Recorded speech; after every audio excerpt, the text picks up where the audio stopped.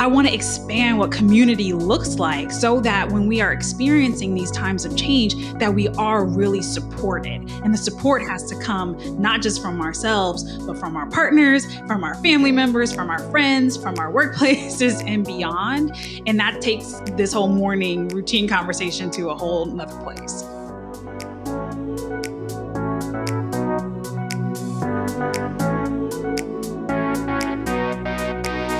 Welcome to Amplify with Jess Ekstrom, a show designed to help women get out of their head and into their zone of influence. What's your morning routine? You've probably seen all the reels and TikToks that you need to meditate every morning, practice gratefulness, practice mindfulness, work out, time block your day, drink 100 ounces of water, fast, prioritize yourself, and read a few pages of your book. And then reality sets in, and you've got to feed the baby, pack lunches, or take care of that client fire. So what should you be doing? Our guest today is Tiffany Lanier, who has a phenomenal TEDx talk called The Power of One Morning Question. She's a keynote speaker and facilitator on change and well-being, and she's the founder of The Morning Shift. Tiffany's mindset on morning routine all started when she was struggling with new motherhood and postpartum depression.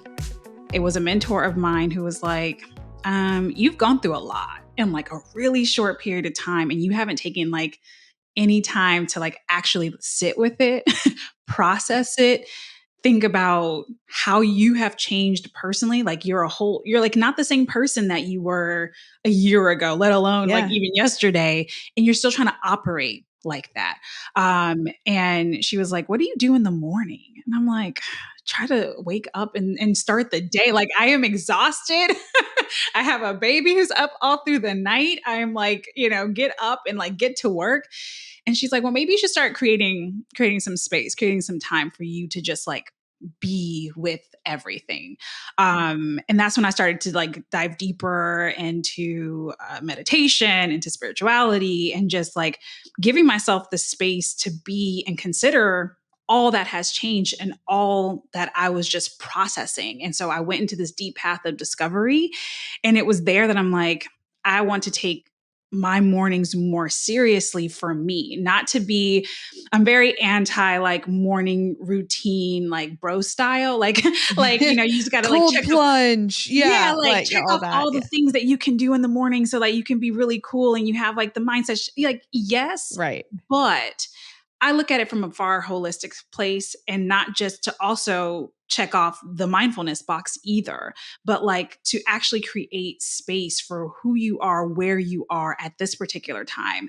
And so once I created that for myself, I'm like, wow, I went from like down and depleted to feeling like a whole human being again. And there's something in here. And now I need to like dissect what I did, how I did it, and how is this applicable to others? And that begin the morning shift, if you will.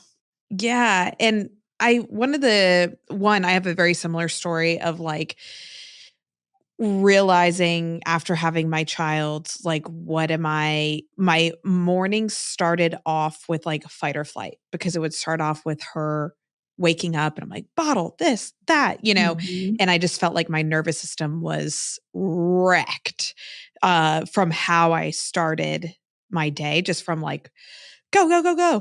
There's even, I read this book, it's called like Why We Sleep, I think. And there was a whole chapter around alarm clocks and what they are doing to our hearts and our nervous system. And there was also like he put in there all these random alarm clocks that exist. Like you can sign up with this alarm clock for like a political party or something that you do not agree with. And for every minute you snooze, it donates $1 to that political party. Yeah, I was going to say, to get you out of bed. But I mean, just like the manner in which we wake up and what we do at that time. Here's where I feel like I struggle, or just like wondering what the best path is. I know what's good for me in the morning. Like I know that if I move my body, if I write, if I meditate and kind of do some of the things that you read about on like the blogs or how millionaires spend your morning. Yes, I know that it's right. But then you're also kind of saying like, listen to yourself and what you need. And so I'm like, well, sometimes I feel like I need more sleep and I'm going to hit my husband to go get the baby. Or sometimes I feel like, you know what, I just want to zone out and listen to a podcast of someone else and not worry about like what my next big idea is. So my question is like, where does like listening to yourself in the morning versus discipline for what you feel like you should be doing? How do you strike that balance? That's such a good question. And I did a TEDx talk last year I called know, it's so good. Everyone Thank needs to you. listen to it. Yeah. Called The Power of One Morning Question. And so it's literally how I start my day. So it is, what do I need today? Right? That is the question. So that is the listening to your body part. And doing, if it's sleep, I'm a big proponent of like, if you need to go back to Get to sleep, sleep. go Yeah. to sleep, because working out and like doing all of these things just to do them again, to check off a list when you're exhausted, if you are able to go back to sleep, choose sleep, because all of those things will actually work a lot better, right? So going into like the discipline question, so like my word or my phrase for this year is joyful discipline, Oh, I love because that. I am also trying to be more disciplined in different areas, but I didn't want it to feel like heavy and restricted. So I'm like, I need to infuse joy. Like there's joy. These are things that I want to do, that I want to be more consistent with. And so it needs to be like a joyful discipline. And so maybe that's a little bit of a mindset shift that also can help with creating, different types of rituals and routines. But it's first, to me, it's always listening to your body. So the question, what do I need today, is that intrinsic, like, I need more sleep. I need more water than I do coffee right now. I need, like whatever it is that you need, like go do that thing. And then the bigger picture is really analyzing where you are in your season of change. So what are you experiencing as a new mom? It's going to be different than like when you didn't have children, right? So you have to take that in consideration, like you fighting against the grain of like, but this is what I used to do and this is what I could do and what you are capable of Totally. now. Yeah. These are different, different parties. The party also shifts when there is more than one, right? Like Oh, when there's which, two. yeah. Yes, which I recently came into. And I was like, wow, you think you have one and you like figured it out? No. I know you're You prepping don't. me. We're like 2 months until number 2 comes. And I'm And like, then just, it yeah. shifts again, right? Yeah. And then if you're switching your career or you become an entrepreneur, like whatever it is, you have to acknowledge the reality of like your situation. And then you move from there. When you can like move into a path of like allowing for some discovery and maybe not rigidity is important in that process, and then create rituals that can support that particular season, and the routine comes thereafter. But I have like a whole process and a whole framework, but just to think through like, what do I need today as my go-to, do that thing, and then what will help me cater to who I'm trying to become, right? What are those little things that cater to my well-being, that cater to my entrepreneurial drives or my business drives? Like, what do those things look like? And then create from that place.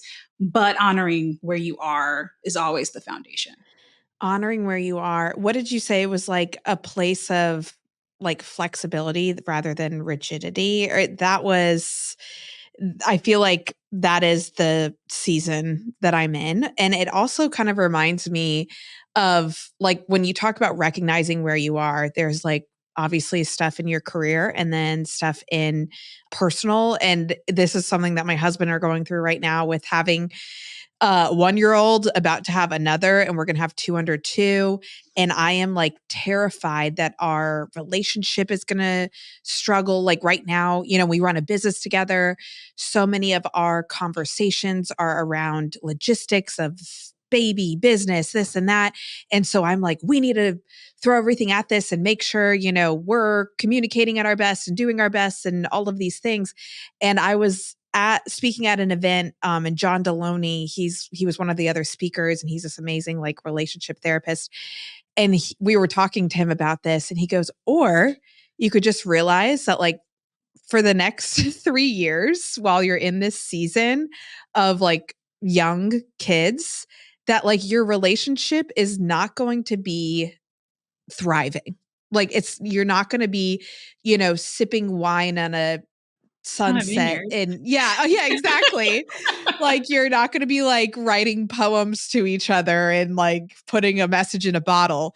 And I feel like once we both kind of had that realization, our relationship was actually got better because we weren't going through this like laundry list of things that we had to do for each other. We Yeah, you were have so many recognizing expectations, right? Yes, we were recognizing the season that we're in, which is little kids. It's going to be hard. Let's just accept it for what it is and give ourselves some grace, throughout the process. Like sometimes we're going to be short with each other and we're going to figure it out. If it's like in the middle of the night, it doesn't count. Like just what if we just recognize the season for what it is? And I think that that's so powerful instead of like wondering what you should be doing, which is a lot of what I feel like the narrative is around morning routines is like the shoulds. Yeah. Yeah. It's funny because I actually wrote on my newsletter, my LinkedIn newsletter this morning. It was called "You Should," but it was more motivational. So it's versus like "You should always do." So I'm like, I was hesitant about doing that because I was like, I hate the "you shoulds," but like you said, it's acknowledging the reality of where you are. And then what I like to say is like starting to get curious is about where you want to be. Also, like in this particular season, even with small children, it is chaos. I'm not one to sugarcoat having small kids. To at least mine. I don't know about everybody else's, but I have a 9 and a 3-year-old, and it's mostly pure chaos. And we have to find the groove in all of it, right? And it's going to be awesome and exhilarating and really frustrating and like stressful. Like all of those things are probably going to happen. And that's where making sure that there is time for you as individuals, both parents, for yourselves, time together. And this is where community comes in so big. And so like in my TEDx talk, I mentioned this, that a lot of the focus when it comes to morning routines, rituals, and self-care, right, is emphasizes heavy on the self, like what we can do, which yes, everything starts with us, but in reality, we need community. Like we need a village. We need people to help shape that. When I was going through the postpartum depression and I was creating these new rituals and routines for myself, it was my mom who was there with me every morning taking care of my child so that I can do that thing. I wasn't this super woman that was like baby and also meditating like and I could Right. Yeah. figure it out. Like everyone thinks that like there's some magic pill. The pill is hopefully there is some level of community, whether it's friends or family or people that you can call on. And my big call in that talk was, how can there be more, like what other types of community can we have in our workplaces, right? Like when we're experiencing these changes and we're talking about the catalyzation and ignition of mornings, I want to expand what community looks like so that when we are experiencing these times of change, that we are really supported. And the support has to come not just from ourselves, but from our partners, from our family members, from our friends, from our workplaces and beyond. And that takes this whole morning routine conversation to a whole nother place.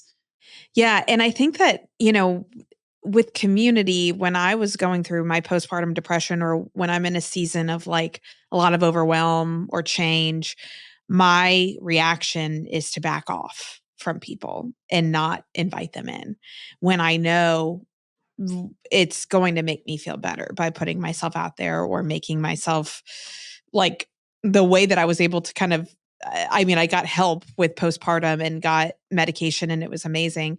But I also signed myself up for stand-up comedy classes because I was like, I need to involve myself with people and remind myself like life is not that serious and this is what I can do. But I wanted one of the things that I think about with you is like being a thought leader and wanting to speak or write or create whatever it is that you want to do requires a lot of your other needs to be met in order for you to have those thoughts and ideas. Like when I'm in anxious season, like postpartum or whatever, I'm not thinking about like, oh, this is a great quote or this is the meaning of life. I'm like, holy crap, I am so tired. I need This sleep. is the meaning. I need sleep. I need food. I need sanity. And so it's like your hierarchy of needs have to be met in order to be creative. And so I would love for you to speak to like the thought leaders and the creatives that listen. How do we either establish our day, or you refer to like a culture of well-being, so that we can make the time and the space to create the words that we want to share with others? Yeah. So, which is interesting. I've been in, I wouldn't even say like a deep pivot over the last couple of years. I was just in another season, right? Like I thought that coming out of having child number one and going through postpartum and developing my mornings and creating thought leadership around that, that I'm like, well, with kid number two, like I know all the things. Like I'm not human anymore. Like I can just do all the things. And that having a child in the pandemic, right? That's a wild card that I was not expecting, both the pandemic and the child during the pandemic. And the burnout that I actually experienced coming off of a 6-year high of being nonstop in my career, having the second child in a pandemic and thinking like, I'm just going to take a couple of months off and get right back to it.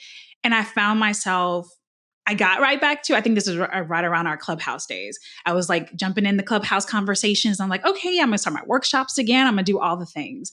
But I had some other personal life things also happening at the same time. And coming out of that, I was like, actually, I think I need to take a step back.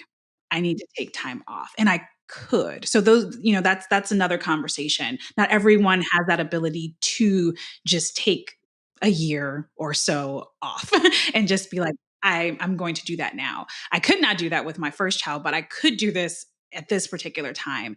And I had to take a complete step back because I could not think. Quite honestly, to be a thought leader, you have to think, you have to have ideas. And I could not think. My creativity was non-existent. And in all honesty, I feel like it just came back like 6 months ago. Like just in the last 6 months. And what I realized even with my two, it takes me almost 2.5 years to feel like I'm in a space that makes sense. And so though I took a year off and then I got back into speaking, I feel like I'm just now getting my creative juices back to my capacity level is higher. So I can talk to when you have low capacity, like what can you do when you have low capacity versus when everything is firing off at all cylinders. And so for the last couple of years, I really focused on what can I do? Like, what does that look like? It does not look like what I was doing pre-COVID. Like the podcast that I was, I had 2 podcasts, I was traveling, I was coaching, I was workshopping, I had newsletter, I mean, the gamut, right? And I'm like, no wonder you were burned out. Like I had all of the things. And I realized that I could only do a couple of things. And so my primary focus was getting my career back up and moving, like focus on speaking, getting those speaking gigs, not necessarily also engaging a full audience of people, just the audience that I was speaking in front of. Like that was my engagement. What I can do with them was like the level of capacity that I had. I started to do a monthly like newsletter, like not weekly, not daily, something that I can do that was high value every single month. And I actually had people pay for it because I needed the revenue, like to also be moving. And I wanted to like really pour into the one thing at the one time. And so I had a paid newsletter for about a year that actually really reshaped a lot of the work that I do right now. So I gave myself that space to do that and do that really well. And I found I just created the grace that was necessary that I didn't give myself some years ago when I was going through that postpartum time. And so I was very intentional about how I came back and to the degrees in which I can be of service. So I've said no a lot. Like as people would ask me for things, no. As people are asking me for things still right now, nope. No. I'm not Yeah. in that season of like grand partnerships, like, like Yeah. depending on what it is. I have to say no a lot. And I was definitely not that no person prior to. And so creating these types of boundaries for yourself, again, coming back to acknowledging your reality. Like, what is this season for me right now? What do I actually have the capacity for? Do I have support? Community, whether that's assistance and, other people within my business, other people that can support me with, if you have children, whatever that support looks like for you. Do I have that support? If I don't have that support or any support, then I really have to be analytical about what I am capable of with where I am right now. And then creating the things that you can do well and just being good with that. So when I used to do live streams every day. Like the morning shift actually started as a live stream series, and I did it every day for like almost a year and a half back in like 2015. Every day, every that morning. Is crazy. But I did not have the capacity to do that this time around. And so I created something once a month. And just so happened in the last 2 months, I created a morning note on LinkedIn, and that's a daily newsletter. It goes out Monday through Friday. And I needed something to get myself back into the rhythm of producing every day, but also a light lift. Like I was not trying to write like super long, prolific newsletters, but something that allowed me to like just get into the flow and then like get my juices flowing. And so I've been really respectful of myself and my time and my season. And it hasn't been like easy. So I say respectful and with grace, but it doesn't mean that I didn't feel like, oh, but maybe you should do more, or like, that little beating yourself up thing that does occur when you feel like, but you used to be and you used to do, and we can really ride ourselves about all the things that we once whatevers. And what I have learned and what I now preach and teach, especially during my talks, is how much space we need to give to our current selves and really start being in that place of discovery and what if for now, and also looking into the future, because we're reshaping who we are and we're giving ourselves an opportunity to be an even better version, whatever that version is, but the version that is now and the version that can be versus the version that we were. I think that is spot on for so many people, but I especially resonated with my postpartum and parenting journey is like the pressure to get back to where I was, like whether that was how I spent my time, what my body looked like, what my relationships looked like, versus how have I changed from this experience and where do the chips fall now, was like two completely different mindsets. And once I started to move away from like trying to shift back to me, and instead like asking myself, well, what is this new me? Like, what does this look like? Was a game changer. And that is exactly what you help people do, which is exactly why your TED Talk and your LinkedIn note has so many people listening to you, because I feel like you are the perfect balance of helping people find that discipline again, while also creating the space to figure out what they need. So Tiffany, thank you so much. Remind people one more time where they can sign up for your LinkedIn newsletter. Yeah. So if you go to LinkedIn and you type in on that search bar, you can put a morning note. And I send those out Monday through Friday. So you'll get them every morning, and that can be a part of your morning routine, morning ritual, have a little morning drink and read the note.